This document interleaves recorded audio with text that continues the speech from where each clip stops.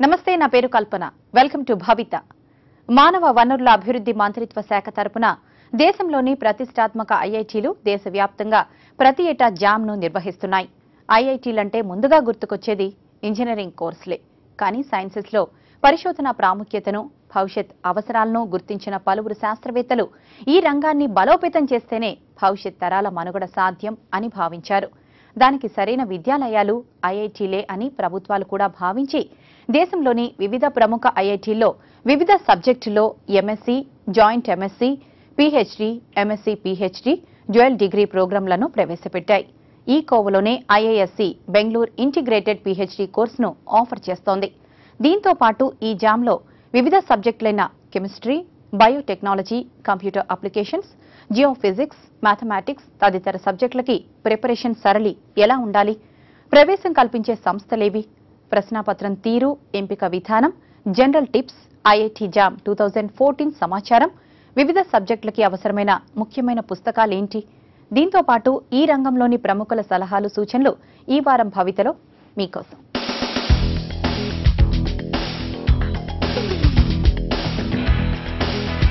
2004-2005 academic year నుంచి ఎంఎస్సీలో ప్రవేశం కోసం Indian institute of technology joint admission test ను నిర్వహిస్తోంది. ప్రతిష్టాత్మక విద్యా సంస్థలైన ఐఐటీలో చదవాలని ప్రతి విద్యార్థి కోరుకుంటాడు. ఇంజనీరింగ్ ఔత్సాహికులు మాత్రమే కాకుండా సాధారణ బీఎస్సీ చదివిన విద్యార్థులు కూడా ఐఐటీలో ఎంఎస్సీ, ఇంటిగ్రేటెడ్ పీహెచ్డీ కోర్సులు అభ్యసించొచ్చు. ఇందుకు అవకాశం కల్పించే పరీక్ష joint admission test for MSc.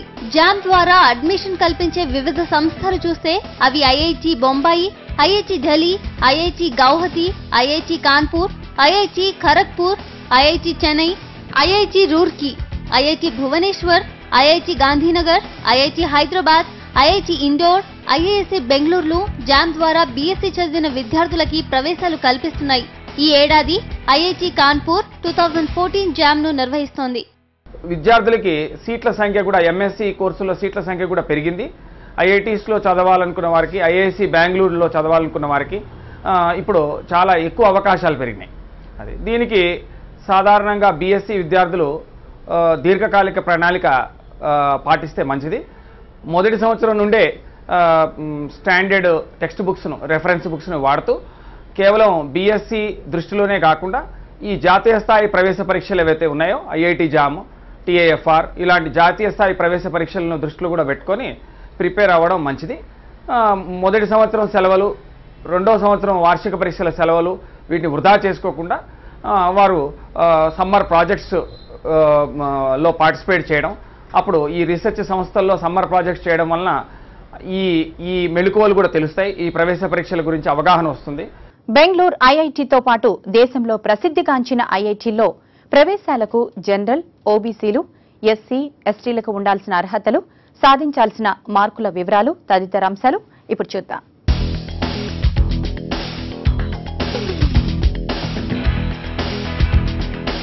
IISc బెంగళూరులో ప్రవేశాలకు జనరల్, ఓబీసీలు 60%, ఎస్సీ ఎస్టీలు 50% మార్కులతో సంబంధిత సబ్జెక్టుల్లో బ్యాచిలర్ డిగ్రీ ఉత్తీర్ణత, ఐఐటీలో ప్రవేశాలకు జనరల్, ఓబీసీలు 55%, ఎస్సీ ఎస్టీలు, శారీరక వికలాంగులు 50% మార్కులతో సంబంధిత సబ్జెక్టుల్లో బ్యాచిలర్ డిగ్రీ ఉత్తీర్ణత, డిగ్రీ ఫైనల్ ఇయర్ చదువుతున్న విద్యార్థులు కూడా అర్హులే.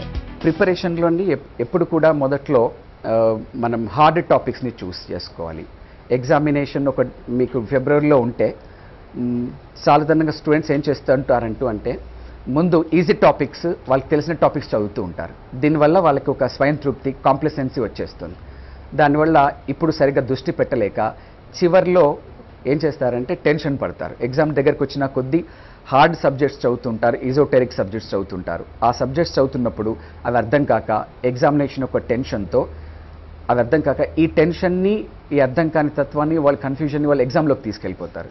దానివల్ల 6-7 నెలల ప్రిపరేషన్ని వాళ్ళు ఆ 3 గంటల్లో మొత్తం నాశనం చేసుకున్న వాళ్ళు అవుతారు. దానివల్ల తప్పిదాలు జరిగి ఎగ్జామ్ కోల్పోయే ఛాన్స్ అయ్యే అవకాశం కూడా ఉంటుంది.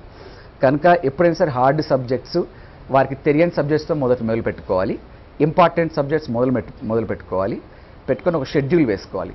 ఒక నెల 2 టాపిక్స్, ఇంకో నెల 2 టాపిక్స్, ఇంకొక నెల 2 టాపిక్స్, అలా టైం పెట్టుకొని షెడ్యూల్ పెట్టుకొని ప్రతిరోజు కనీసం ఒక 4 గంటలు చదువు కేటాయించుకొని ఆ 4 గంటల్లో 3 గంటలు థియరీకి పెట్టుకొని 1 గంట కంపల్సరీగా పాత పేపర్ల విశ్లేషణ, పాత పేపర్ల ప్రాక్టీస్ మాత్రం తప్పకుండా చేయాలి. ఎందుకంటే చాలా మటుకు ఆల్ ఇండియా లెవెల్ ఎగ్జామినేషన్స్లో పాత పేపర్ల నుంచి క్వశ్చన్స్ రిపీట్ అవుతుంటాయి. అది వాటి రిపిటేటివ్ వాల్యూ అంటాం మనం. రిపిటేటివ్ వాల్యూ ఎక్కువగా ఉంటుంది. వాటికి అడిగిన ప్రశ్నల్ని మళ్ళీ తిరిగి నెక్స్ట్ ఇయర్, ఆ తర్వాత ఇయర్ కూడా అడుగుతుంటారు. కనుక ప్లస్ ప్రశ్న పేపర్లను చూస్తే మనకు ప్రశ్న పేపర్ల యొక్క తీరు తెన్నులు కూడా అర్థమవుతాయి.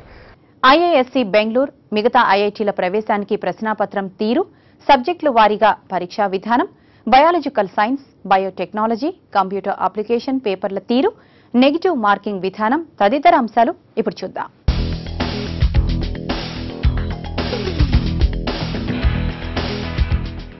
సబ్జెక్టుల వారీగా ఎగ్జామ్ ప్యాటర్న్ ను పరిశీలిస్తే biological, science, biotechnology, computer application subject పేపర్లు పూర్తిగా అబ్జెక్టివ్ విధానంలో ఉంటాయి.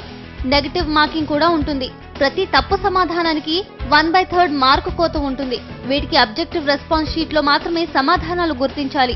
మిగతా పేపర్లన్నీ అబ్జెక్టివ్ కమ్ డిస్క్రిప్టివ్ రూపంలో ఉంటాయి. ఇందులో 20% బహుళైచ్ఛిక ప్రశ్నలు, 30% ఖాళీలను పూరించడం, 50% డిస్క్రిప్టివ్ టైప్ ప్రశ్నలు ఉంటాయి. వీటికి క్వశ్చన్ కమ్ ఆన్సర్ బుక్లెట్ లోనే సమాధానాలు రాయాలి. డిస్క్రిప్టివ్ ప్రశ్నలకు నిర్దేశించిన స్పేస్ లో మాత్రమే సమాధానాలు రాయాలి. మల్టిపుల్ చాయిస్ ప్రశ్నలకు మాత్రం నెగటివ్ మార్కింగ్ ఉంటుంది. ప్రతి తప్పు సమాధానానికి 1/2 మార్కు కోత విధిస్తారు. అన్ని సబ్జెక్టుల ప్రశ్న పత్రాలు ఇంగ్లీష్ లోనే ఉంటాయి. అదే విధంగా సబ్జెక్టుల కంటే ఎక్కువ సబ్జెక్టులకు దరఖాస్తు చేసుకోకూడదు. ప్రశ్నల్ని 3 రకాలుగా విభజిస్తాం. Known immediately, known but need recall, unknown questions అని. నోన్ ఇమ్మీడియట్లీ అంటే ప్రశ్న చూడగానే వెంటనే స్ఫురణకు వస్తుంది సమాధానం వెంటనే స్ఫురణకు వస్తే, 1 మినిట్లో స్ఫురణకు వస్తే అది ఫస్ట్ కేటగిరీ కిందకి వస్తుంది. అటువంటి ప్రశ్నలను ఎప్పుడైనా సరే స్టూడెంట్స్ ఫస్ట్ చేయాలి. రెండవది నోన్ బట్ నీడ్ రీకాల్ అంటే ఇది తెలిసినట్టుగా ఉంటుంది కానీ సమాధానం రావడానికి కొంచెం టైం పడుతుంది. 1 నిమిషానికంటే ఎక్కువ టైం పడుతుంది అంటే అది సెకండ్ కేటగిరీకి చెందింది. ఇటువంటి ప్రశ్నల్ని సాధారణంగా అటెంప్ట్ చేయకుండా అప్పుడు వాటిని మార్క్ చేసుకొని ముందుకు సాగిపోవాలి. థర్డ్ అన్నోన్ క్వశ్చన్స్ అన్నాం. అన్నోన్ క్వశ్చన్స్ అంటే అసలు తెలియని ప్రశ్నలు ఎప్పుడు కూడా ముట్టుకోకూడదు. ఎందుకంటే ఆల్ ఇండియా లెవెల్లో ప్రతి ఎగ్జామ్స్లో కూడా నెగటివ్ మార్కింగ్ ఉంటుంది. నెగటివ్ మార్కింగ్ వల్ల 1-2 మార్కులతో చాలామంది తమ భవిష్యత్తుని కోల్పోయిన వారు కూడా నాకు తెలుసు. కనుక థర్డ్ టైప్ ఆఫ్ క్వశ్చన్స్ని, అన్నోన్ క్వశ్చన్స్ని ఎప్పుడు కూడా టచ్ చేయకూడదు. దీన్ని సైకాలజీలో రెడ్ వైర్ సిండ్రోమ్ అంటారు. రెడ్ వైర్ సిండ్రోమ్ అంటే చిన్నపిల్లలు ఎలా అయితే రెడ్ కలర్ ఉన్న వైర్ని పట్టుకుంటారో అది ఎలాగైతే డేంజరో అలాంటి తత్వాన్ని స్టూడెంట్స్ కూడా కలిగి ఉంటారు ఎగ్జామినేషన్ హాల్లో. ఈ యొక్క ప్రశ్న నేను అటెంప్ట్ చేస్తే ఏమవుతుంది, 1 మార్కే కదా పోయేది, 1/2 మార్కే కదా పోయేది అని ఆ రెడ్ వైర్ సిండ్రోమ్తో ప్రశ్నల్ని అటెంప్ట్ చేసుకుంటూ పోతారు. చివరికి ఇవే మొత్తం ప్రశ్నపత్రము, మొత్తం ఎగ్జామినేషన్ యొక్క తీరుతెన్నుల్ని వాళ్ళు అటెంప్ట్ చేసిన విధానాన్ని మొత్తాన్ని కూడా ప్రభావితం చేయొచ్చు. ఐఐఎస్సి బెంగళూరుతో పాటు మిగిలిన ఐఐటీలకి ఎంపిక ప్రక్రియ ఎలా ఉంటుంది? మెరిట్ లిస్ట్ను వేటి ఆధారంగా ప్రకటిస్తారు? అలాగే ఐఐటి బెంగళూరు, కాన్పూర్, ముంబైలు ఎంఎస్సీలతో పాటు ఎటువంటి డ్యూయల్ డిగ్రీలని అందిస్తున్నాయి? వీటిలో ఉన్న స్పెషలైజేషన్లు ఏంటి? వీటిలో అడ్మిషన్ కోసం జామ్ స్కోర్తో పాటు ఏ ఇతర అంశాలను పరిగణలోకి తీసుకుంటారు? తదితర అంశాలు ఇప్పుడు తెలుసుకుందాం.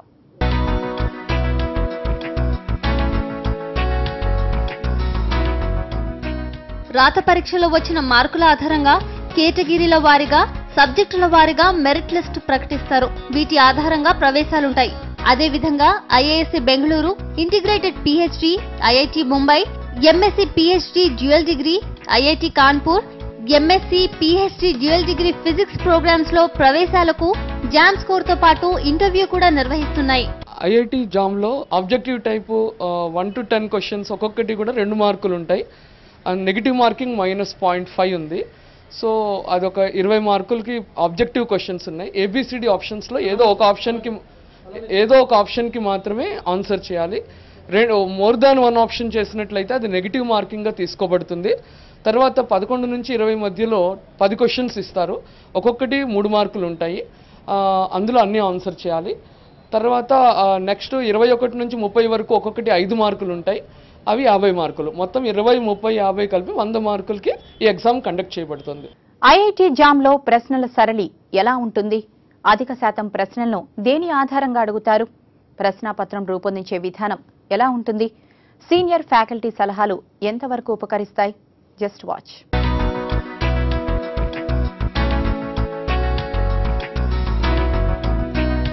ఐఐటి జామ్లో ప్రశ్నలు అభ్యర్థిలోని స్కిల్స్ ని పరీక్షించే విధంగా ఉంటాయి. కొన్ని ప్రశ్నలు మెమరీ బేస్డ్ గా ఉన్నప్పటికీ అధిక శాతం ప్రశ్నలు కాన్సెప్ట్ అనాలిసిస్ బేస్డ్ గా అడుగుతారు. ప్రశ్నాపత్రాన్ని శాస్త్రీయ పద్ధతిలో రూపొందిస్తారు. ప్రతిసారి జామ్ ప్రశ్నలు అడిగే విధానం మారుతూ ఉంటుంది. కాబట్టి ఏ ఒక్క చాప్టర్ను విస్మరించకుండా ప్రిపరేషన్ సాగించాలి. సాధారణంగా ఒక ఏడాది అడిగిన చాప్టర్ల నుంచి మరో ఏడాది అదే విధంగా ప్రశ్నలు వస్తాయనుకోవడం పొరపాటే. కాబట్టి ఇటువంటి విషయాల్లో సీనియర్ ఫ్యాకల్టీ సలహాలు తీసుకోవడం ఎంతో ఉపకరిస్తుంది. ఇంటర్మీడియట్ స్థాయిలో ఏ రకంగా అయితే కెమిస్ట్రీని కానీ ఫిజిక్స్ని కానీ మ్యాథ్స్ని కానీ ఒక సబ్జెక్ట్గా చదివామో రైట్, అదే రకంగా బీఎస్సీలో కూడా రైట్ మనం 3 సబ్జెక్టులు చదువుతున్నాం. కానీ అదే మీకు ఉత్తర భారతదేశంలో ఢిల్లీ, వెస్ట్ బెంగాల్ ఇలాంటి రాష్ట్రాల్లో వాళ్ళు ఒక్క సబ్జెక్ట్ మాత్రమే కెమిస్ట్రీ ఆనర్స్ కెమిస్ట్రీ కింద బీఎస్సీ ఆనర్స్ కెమిస్ట్రీ కింద చదువుతున్నారు. ఫిజిక్స్ని బీఎస్సీ ఆనర్స్ ఫిజిక్స్ కింద చదువుతున్నారు.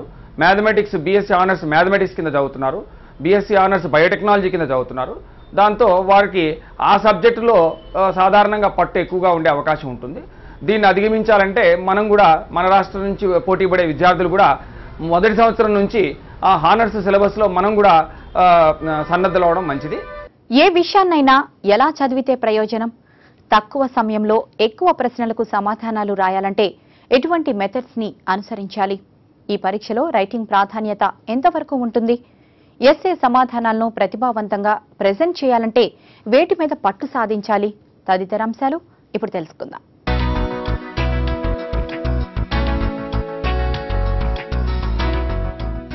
ఏ విషయాన్నైనా బట్టి పట్టకుండా కాన్సెప్ట్ బేస్డ్ గా చదివితేనే ప్రయోజనం. మూలాలు, ప్రాథమిక భావనల నుంచి ప్రారంభించి అంచెలంచెలుగా ముందుకు సాగాలి. కాన్సెప్ట్ బేస్డ్ ప్రాబ్లంను సాల్వ్ చేయడం అలవర్చుకోవాలి. దీనివల్ల తక్కువ సమయంలో ప్రశ్నలకు సమాధానమిచ్చే నైపుణ్యం అలవడుతుంది. జామ్ సమాధాన పత్రాల్లో ప్రశ్నలకు కేటాయించాల్సిన స్థలాన్ని ముందుగానే నిర్ణయిస్తారు. అందువల్ల తక్కువ స్థలంలో విలువైన సమాచారాన్ని పొందుపరిచే విధంగా రైడింగ్ కూడా ప్రాక్టీస్ చేయాలి. సమాధానాలను ప్రాక్టీస్ చేసేటప్పుడు స్టాప్ వాచ్ ను వినియోగిస్తూ ప్రాక్టీస్ చేయాలి. ఎంత సమయంలో జవాబు రాస్తున్నాం వంటి అంశాలను విశ్లేషించుకుంటూ ఉండాలి. ప్రాథమిక భావనలపై పట్టు, లాజికల్ థింకింగ్, రెగ్యులర్ ప్రాక్టీస్ ద్వారా ఎస్ఏ సమాధానాలను ప్రతిభావంతంగా ప్రెజెంట్ చేసే అవకాశం ఉంటుంది. One thing what I have observed here that among the students, among the state, that the states like Odisha and Bengal, they provide honors system in graduate, whereas the unified system is in Andhra Pradesh. So there is the difference between that. So honors subject always get preference there, whereas unified, so we get more in depth in their study. So it is helpful for me. Up to 10 to 20% I am getting an edge with respect to their students. So I am trying a lot for IIT JAM students. It is very tough because the question pattern never repeats, and the syllabus is also vast, beyond 10 to 20% above BSc level. So we have to think more than that of BSc level, and we should have proper guidance to guidance of the lecturer, and proper books, which book we should refer, and what is the time schedule. Everything is required for it. JAM పరీక్షపై అవగాహన ఏర్పడాలంటే ఏ పద్ధతులు అనుసరించాలి? ప్రిపరేషన్లో ఎలాంటి మెళకువలు పాటించాలి? BSc విద్యార్థులు ప్రిపరేషన్ ఎప్పుడు మొదలు పెట్టాలి? పరీక్ష హాల్లో ఏ విభాగాన్ని ముందుగా ప్రారంభించాలి? తదితర అంశాలు ఓసారి చూద్దాం.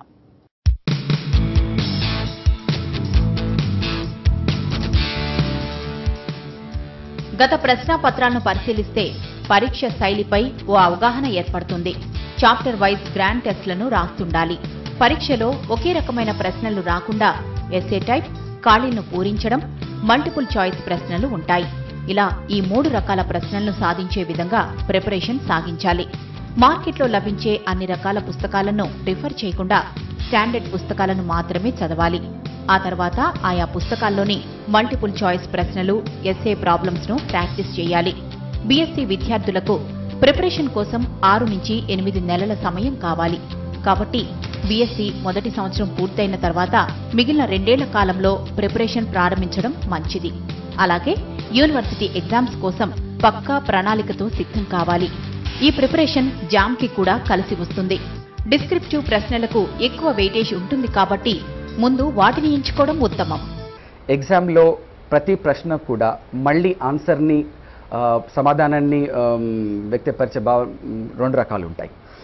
సమాధానం తెలుసుకోవాలంటే 2 రకాలు ఉంటాయి. ఒకటి ఏమిటంటే మనకు ప్రశ్న యొక్క సమాధానం డైరెక్ట్గా తెలిస్తే దానికి టిక్ పెట్టేయడం, లేదు అంటే ప్రశ్నకు సమాధానం మనకు సందిగ్ధంగా ఉన్నప్పుడు ఏవైతే సమాధానాలు కావో వాటిని ఏరివేస్తూ ఉండాలన్నమాట. ఏవైతే అవి సమాధానాలు కావో తీసివేస్తుంటే చివరికి ఏదైనా 1-2 చాయిసెస్ మిగులుతాయి. అప్పుడు మీ ఆన్సర్స్ యొక్క కరెక్ట్నెస్ ప్రాబబిలిటీ పెరుగుతుంది. 2 చాయిస్ మధ్య మీరు ఒకటి చూస్ చేసుకున్న అట్లీస్ట్ 50% మీ ప్రాబబిలిటీ పెరుగుతుంది. కనుక తప్పకుండా మనం ఈ 2 టిప్స్ని ఫాలో చేయాలి ఎగ్జామినేషన్లో. ఎంతవరకు అయితే ఎగ్జామినేషన్లో ఎంత కూల్గా ఉంటే అంత మంచిది. ఎందుకంటే ఇందాక మనం అనుకున్నట్టు 6-7 నెలల ప్రిపరేషన్ని మనం 3 గంటల వ్యవధిలో మొత్తం పార్ట్ చేసుకోవచ్చు. అలా కాకుండా సావధానంగా ఆలోచిస్తూ ప్రశ్నలు మనం అవలోకనం చేసుకొని ప్రశ్నల్ని మనం వాటి సమాధానాలు రాయాల్సి ఉంటుంది. భవితలో షార్ట్ బ్రేక్ తీసుకుందాం. జామ్లో వివిధ ప్రధాన సబ్జెక్టులు చూస్తే అవి mathematics, physics, chemistry, geology, mathematical statistics, geophysics, biotechnology, biological sciences, computer applications మొదలైనవి. అయితే కెమిస్ట్రీకి సంబంధించి ప్రిపరేషన్ సరళి ఎలా ఉండాలి? వీటిలో ప్రధానమైన బ్రాంచ్లు ఏంటి? ఆయా బ్రాంచుల్లో ఉన్న వివిధ ముఖ్యమైన టాపిక్స్ ఏంటి? ప్రాబ్లమ్స్, రియాక్షన్స్ ను సాల్వ్ చేయడం ఎలా? ప్రిపరేషన్ కి రిఫర్ చేయవలసిన బుక్స్ ఏంటి? To know many more, let's watch.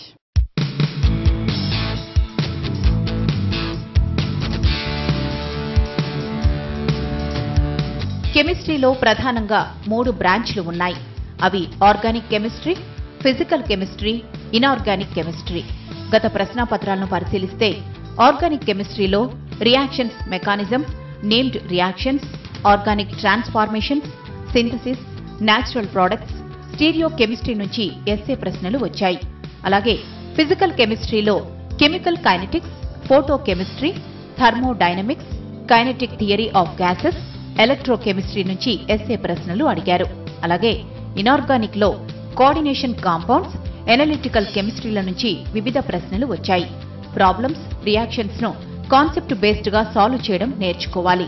అలాగే వీటితో పాటు IISc, BHU, HCU, Pondicherry, JNU వంటి యూనివర్సిటీల జాతీయ స్థాయి ఎంట్రన్స్ టెస్టుల్లో అడిగిన మల్టిపుల్ చాయిస్ ప్రశ్నలను ప్రాక్టీస్ చేయాలి. ఐఐటి జామ్స్ లో ఎక్కువగా అదర్ స్టేట్స్ అంటే నార్త్ ఇండియన్ స్టేట్స్ నుంచి ఎక్కువగా స్టూడెంట్స్ వెళ్తూ ఉంటారు, జామ్లోకి క్వాలిఫై అవుతూ ఉంటారు. సో దానికి ఒక కారణము మన సిలబస్. సో నార్త్ ఇండియన్ స్టేట్స్లో వాళ్ళు కెమిస్ట్రీని ఆనర్ సబ్జెక్ట్గా చదువుతారు, అంటే 3 ఏళ్ళు వాళ్ళు కెమిస్ట్రీనే చదువుతూ ఉంటారు. కానీ మన ఏపీలో మాత్రం కెమిస్ట్రీని వన్ ఆఫ్ ద సబ్జెక్ట్గా చదువుతూ ఉంటారు.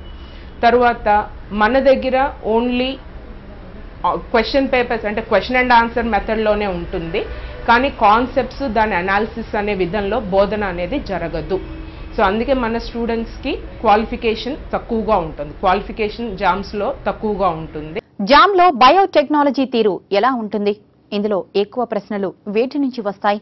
మ్యాథమెటిక్స్లో అడిగే ప్రశ్నలు ఏ స్థాయిలో ఉంటాయి? ఇందులో మోడర్న్ బయాలజీ నుంచి ఎన్ని ప్రశ్నలు వస్తాయి? అలాగే క్లాసికల్ బయాలజీ నుంచి ఎన్ని ప్రశ్నలు వస్తాయి? నాన్ మ్యాథ్స్ బ్యాక్గ్రౌండ్ విద్యార్థులు వేటి మీద దృష్టి సారించాలి? Let's have a look to know many more.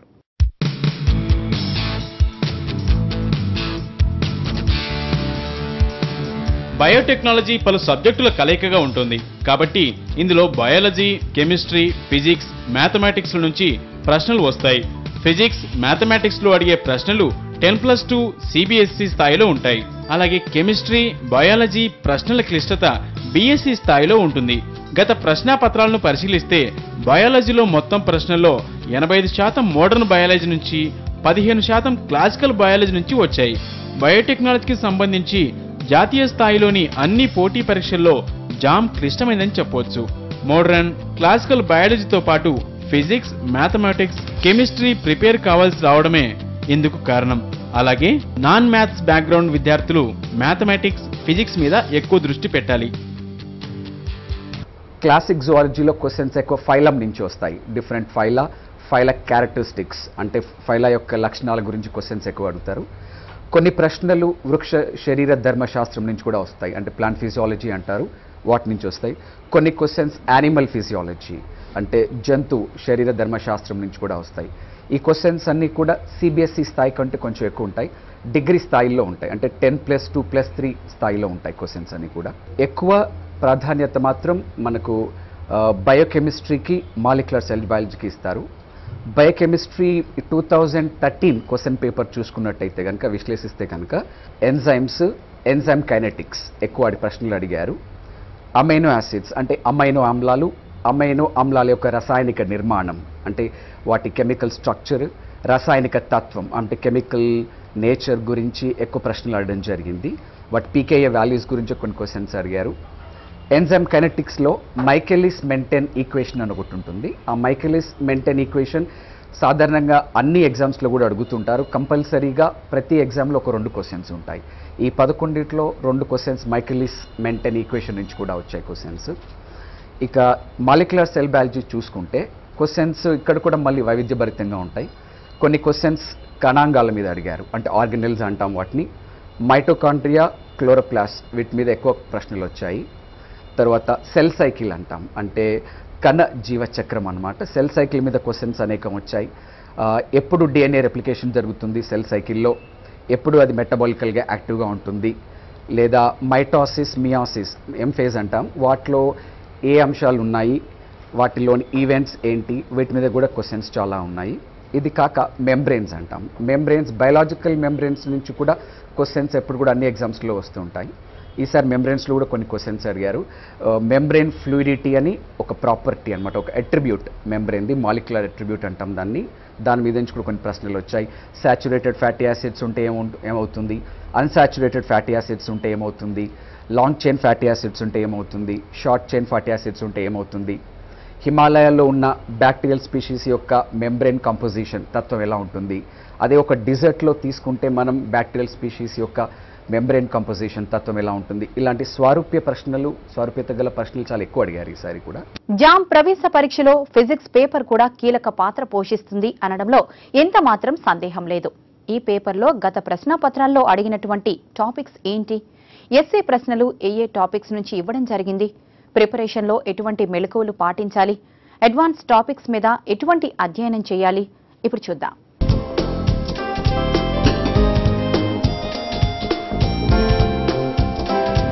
ఈ విభాగంలో గత ప్రశ్నాపత్రాలను పరిశీలిస్తే electromagnetic theory, thermodynamics, modern physics, mechanics, optics, mathematical physics నుంచి ఎస్ఏ ప్రశ్నలు వచ్చాయి. ప్రిపరేషన్ విషయానికి వస్తే ప్రాబ్లమ్ సాల్వింగ్ స్కిల్స్ నేర్చుకునేందుకు ఎక్కువ సమయం కేటాయించాలి. ఈ స్కిల్స్ డెవలప్ చేసుకోకపోతే ఈ పేపర్లో రాణించడం కష్టం. ప్రస్తుతం మన రాష్ట్ర ఫిజిక్స్ సిలబస్లోని మ్యాథమెటికల్ ఫిజిక్స్ విభాగం జామ్ పరీక్ష స్థాయిలో లేదు కాబట్టి ఈ అంశంపై ఎక్కువ దృష్టి సారించాలి. అడ్వాన్స్ టాపిక్స్ను విశ్లేషణంగా అధ్యయనం చేయాలి.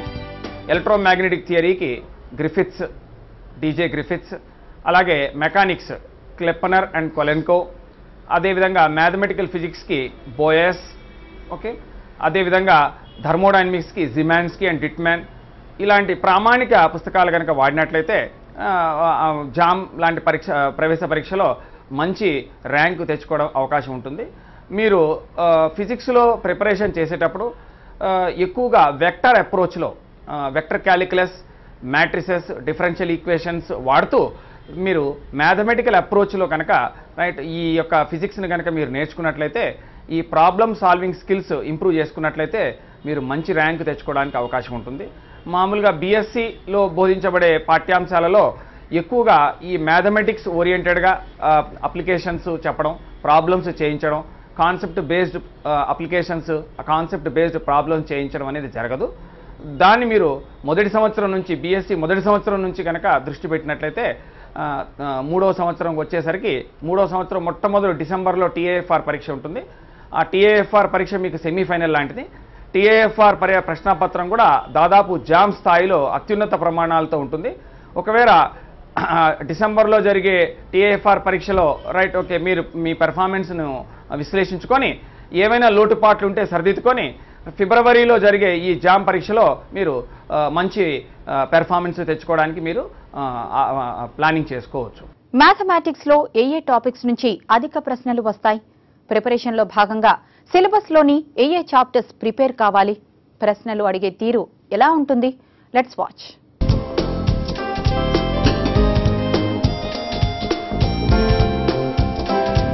మ్యాథమెటిక్స్ లో real analysis, linear algebra, group theory, ring theory, vector calculus, differential equations నుంచి అధిక శాతం ప్రశ్నలు వస్తాయి. Group theory, ring theory, linear algebra విభాగాల్లో మొత్తం సిలబస్ మీద దృష్టి సారించి ప్రిపేర్ కావాలి. ఇందులోని ప్రశ్నలు ఒకదానికొకటి ఇంటర్లింక్డ్ గా ఉంటాయి కాబట్టి vector calculus, divergence rhythm, Greens rhythm, strokes rhythm ఆధారంగా చేసుకుని అప్లికేషన్ పద్ధతిలో ప్రశ్నలు వస్తాయి. ముఖ్యంగా ఏంటంటే వెక్టర్ స్పేసెస్ గ్రూప్ థియరీ నుంచి చాలా క్వశ్చన్స్ వస్తున్నాయి. 3 పార్ట్స్లో కూడా objective and 11 to 20 fill in the blanks and then descriptive. మూడిట్లోనూ కూడా మనకి మెయిన్గా vector spaces, group theory, differential equations and calculus part, analysis, limits, continuity, differentiability, Taylor's expansion, ఇవి మనకి డిగ్రీ సిలబస్లో ఉంటాయి. ఇవి కాకుండా ఎక్స్ట్రాగా student functions of several variables కూడా ప్రిపేర్ అవ్వాల్సి ఉంటుంది. వాటి నుంచి కూడా మనకి మ్యాక్సిమం క్వశ్చన్స్ వస్తున్నాయి. కనుక స్టూడెంట్ అకాడమిక్లో డిగ్రీ సిలబస్లో ఉన్నటువంటి ఈ టాపిక్స్తో పాటుగా ఎక్స్ట్రాగా ఫంక్షన్స్ ఆఫ్ సెవరల్ వేరియబుల్స్ కూడా ప్రిపేర్ అవ్వాల్సి ఉంటుంది.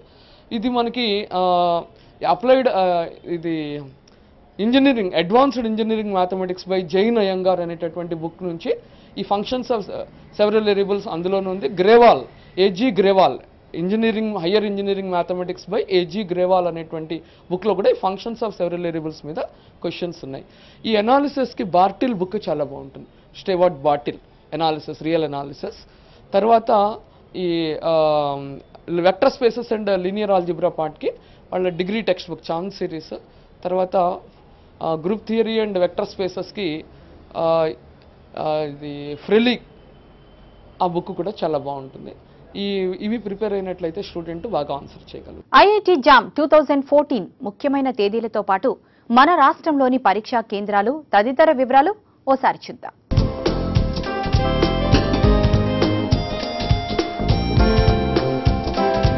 దరఖాస్తు విధానం: ఆన్లైన్ ద్వారా దరఖాస్తు చేసుకోవాలి. ఆన్లైన్ దరఖాస్తుల ప్రారంభం సెప్టెంబర్ 16, 2013. ఆన్లైన్ దరఖాస్తులకు చివరి తేదీ అక్టోబర్ 16, 2013. జామ్ రాత పరీక్ష తేదీ ఫిబ్రవరి 9, 2014. మన రాష్ట్రంలో పరీక్ష కేంద్రాలు హైదరాబాద్, విశాఖపట్నం, విజయవాడ, కాకినాడ, కడప, నెల్లూరు. మరిన్ని వివరాలకు సంప్రదించవలసిన వెబ్సైట్ www.iitk.ac.in/jam. ప్రిపరేషన్ మోడ్ వచ్చేసే వరకు నేను ఇందాక చెప్పినట్టు కంపల్సరీగా రిఫరెన్స్ బుక్స్ని, ప్రాక్టీస్ పేపర్స్ని పెట్టుకొని ఒక సిమ్యులేటెడ్ టెస్ట్స్ అంటాం. సిమ్యులేటెడ్ టెస్ట్స్ అంటే మీరు ఎగ్జామ్ హాల్లో ఎలాంటి వాతావరణం ఉందో అలాంటి వాతావరణాన్ని మీరు కృత్రిమంగా నిర్మించుకొని ఇంటిలో కానీ, కాలేజ్లో కానీ, ఇన్స్టిట్యూట్లో కానీ ఒక టైం ఫ్రేమ్లో, అంటే జనరల్గా ఆబ్జెక్టివ్ టైప్ ఆఫ్ క్వశ్చన్స్ని మనం 1 నిమిషంలో చేయాల్సి ఉంటుంది. ఆ 1 నిమిషం టైం ఫ్రేమ్ని పెట్టుకొని ఒక 100 ప్రశ్నలు తీసుకుంటే మీరు 100 నిమిషాల్లో దాన్ని పూర్తి చేసుకునేటట్టు ఆ టైంని పెట్టుకొని సిమ్యులేటెడ్ టెస్ట్ రాయాల్సి ఉంటుంది. అంతేగాని పేపర్ తీసుకొని పొద్దున్న నుంచి సాయంత్రం దాకా దాన్ని ప్రాక్టీస్ చేస్తే మాత్రం టైం మేనేజ్మెంట్ రాదు. ఈ టైం మేనేజ్మెంట్ రాకపోవడం మీకు తప్పకుండా మళ్ళీ పరీక్షల మీద ప్రభావం చూపిస్తుంది. పరీక్ష మనం ఇందాక అనుకున్నట్టు పరీక్ష పోవచ్చు కూడా.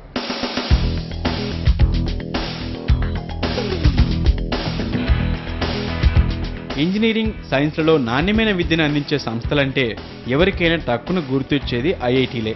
అలానే ఈ ఐఐటీలకి ఒక్క మన దేశంలోనే కాకుండా ప్రపంచవ్యాప్తంగా ఎనలేని గుర్తింపు ఉంది. రీసెర్చ్తో పాటు తదితర సంబంధిత రంగాలకి ఐఐటీలనే ఎంచుకుంటున్నారు నేటి యువత అనడంలో ఎంత మాత్రం సందేహం లేదు.